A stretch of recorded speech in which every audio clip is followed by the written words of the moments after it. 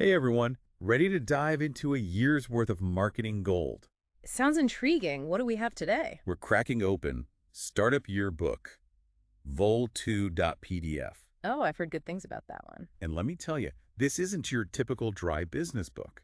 How so? It's structured like a treasure map, guiding you week by week through building a killer marketing strategy. It's like having a marketing mentor in your back pocket. Okay, I'm hooked. So where does this treasure map lead us first? It all starts with a little reflection. Before diving into new goals, the book encourages you to celebrate your wins. I like that. Big or small from the past year, right? Got it. Sometimes we're so busy hustling we forget to acknowledge how far we've come. I bet that shift in perspective can be incredibly motivating. Exactly. It's like setting the stage for success. Yeah. And speaking of success, the book has an interesting take on goal setting. It suggests focusing on a maximum of 3 major goals for the entire year. Just three. Oh, Okay, I'm intrigued. Tell me more. It's all about maximizing impact.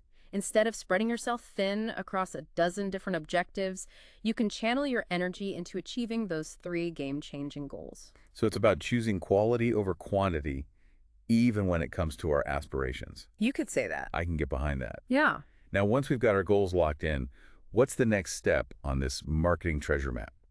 This is where things get really interesting. The book dives deep into the concept of knowing your ideal client, and we're not just talking about basic demographics here. Oh, tell me more. What kind of deep dive are we talking about? Imagine this. You're not just looking at their age, location, or job title. You're practically stepping inside their mind. You're understanding their motivations, their dreams, even their fears. Wow, it's like crafting a marketing message that speaks directly to their soul. Precisely. Because when you truly understand your ideal client, you can tailor your marketing efforts to resonate with them on a deeper, more emotional level. And isn't that what it's all about? Creating connections that convert. Okay, so we've celebrated our wins, honed in on our top 3 goals, and gotten up close and personal with our ideal client. What's next? Now it's time to shape how you present yourself to the world. The book dives into the importance of defining your brand voice. All right, let's unpack that. What exactly does brand voice mean in practical terms? Think of it as the personality of your brand. Are you playful and approachable like that friend who always has the best memes? Or are you more sophisticated and professional like that colleague everyone admires for their expertise? I see. So it's how you come across. Yeah, and defining your brand voice ensures consistency across all your marketing efforts, from your website copy to your social media posts. Consistency builds trust, right? Exactly. When your audience knows what to expect from you, it builds credibility and makes them more likely to engage with your brand. It's all about showing up authentically and consistently. Okay, so we've nailed down our brand voice. What's the next step in crafting a message that truly resonates? This might sound counterintuitive, but the book encourages a shift from focusing on features to highlighting benefits. Okay, I've definitely heard that before, but honestly, I sometimes struggle with the distinction. Can you break it down for me? Absolutely. Let's say you're launching a new line of organic dog treats. A feature might be made with 100% organic ingredients. But the benefit, that's where you connect with the dog owner's emotions. Okay, so how would you say it? Give your furry friend the gift of a longer, healthier life with our all-natural treats. Ah, I see. It's about moving beyond the what and focusing on the why. Exactly. People don't buy products or services, they buy solutions to their problems or desires. By emphasizing benefits, you're directly addressing those needs and desires. So instead of listing out all the bells and whistles, we're painting a picture of how our offering will make their lives better. I'm starting to see how all of these pieces fit together. That's the beauty of this book. It's like assembling a puzzle where each piece contributes to the bigger picture of your marketing strategy. I love that analogy. So we've laid a strong foundation with accomplishments, goals, knowing our audience, brand voice, and the importance of benefits. Ready for the next level. Let's do it. I'm particularly excited about this next section because it's full of creative marketing hacks that can make a real impact without breaking the bank. Okay, you've piqued my interest. Let's dive in. Remember those national fill-in-the-blank day celebrations that pop up on social media? Oh, absolutely. National Donut Day, National Dog Day. There's like a day for everything. The book suggests tapping into those quirky holidays. Hush. It could be a fun, low-cost way to inject some personality into your marketing. Okay, I'm all about leveraging what's already out there. Mm. Give me some examples. How can we actually turn a National Something Day into a marketing win. Let's say you're that organic dog treat company we talked about. Right. National Dog Day could be your Super Bowl. Imagine a photo contest with customers sharing pics of their pups enjoying your treats. Cute. You could even partner with a local shelter for a donation drive. Good karma and great PR. Okay, those are some seriously clever tactics. And it proves you don't need a massive budget to make some noise.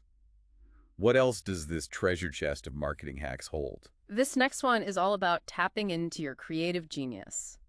The book is a huge advocate for regular brainstorming sessions. Oh yeah, I'm a big believer in brainstorming. Sometimes just getting those initial ideas flowing can spark something amazing. Right. And the book takes it a step further. How so? It encourages you to experiment with different brainstorming techniques, like mind mapping. It's a visual way to organize your thoughts and explore different avenues. You might be surprised at what connections your brain makes when you approach it this way. I love that it's like giving your creativity permission to run wild. But then how do we go from this explosion of ideas to a focused message that resonates? This is where we talk about your unique selling proposition, or USP. Remember Domino's Pizza and they're delivered in 30 minutes or less guarantee? Yeah. Back in the day, that was their USP. Right. It cut through all the noise. So it's not just about being different. It's about owning a specific benefit that matters to your customers. Exactly. The book suggests asking your clients a simple question. What made you choose us? Their answers will be like gold, revealing what they truly value.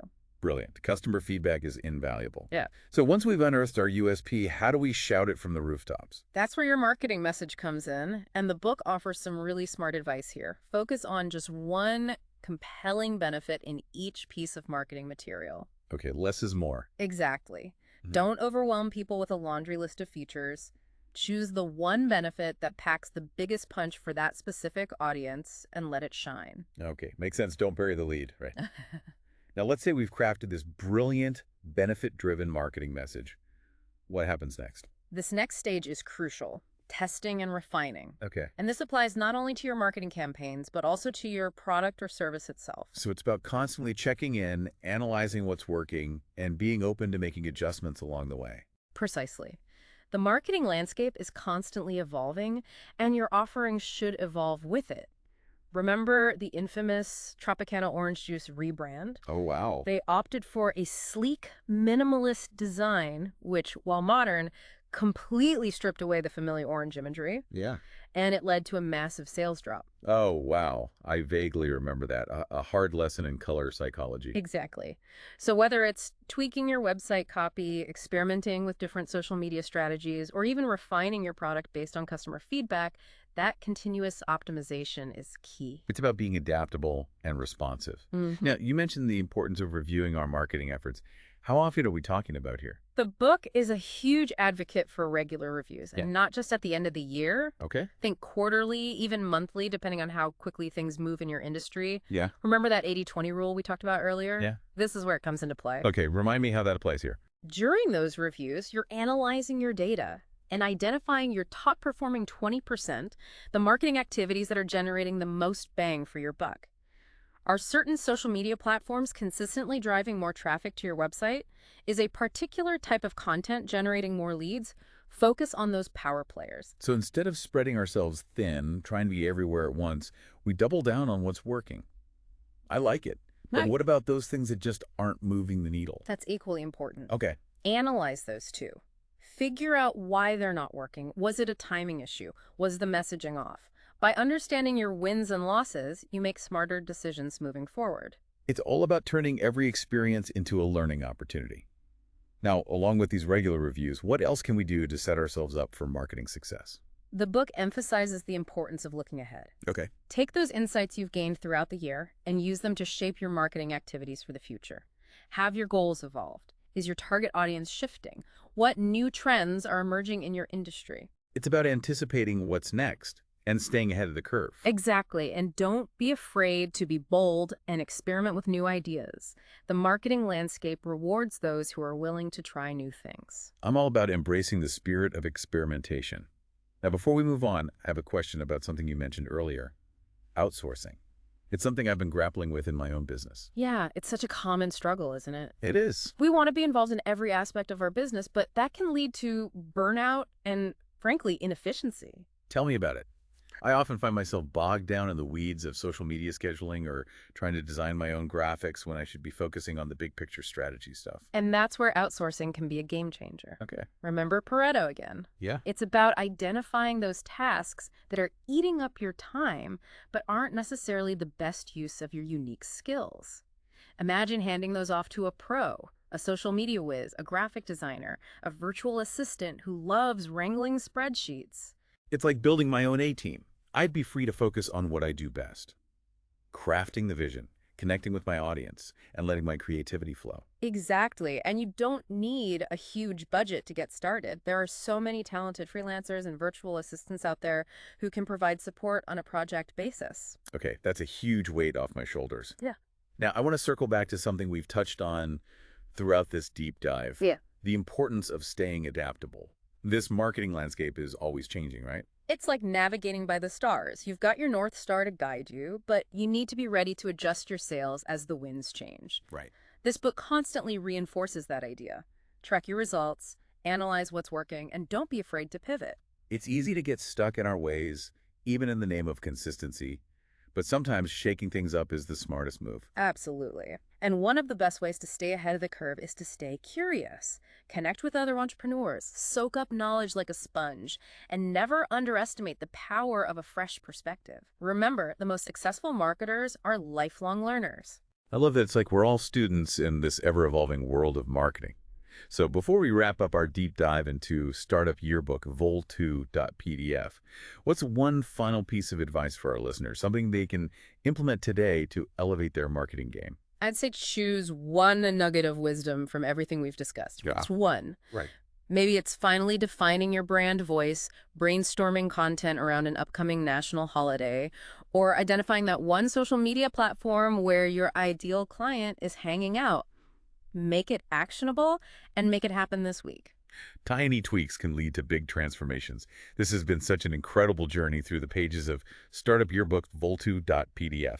I'm walking away with a notebook full of ideas. Thanks for being our guide. My pleasure. Remember, this deep dive will always be here for you, a resource you can return to again and again. Now go forth and conquer the marketing world. And to our listeners, thanks for joining us on the deep dive. We'll see you next time, ready to explore another fascinating topic.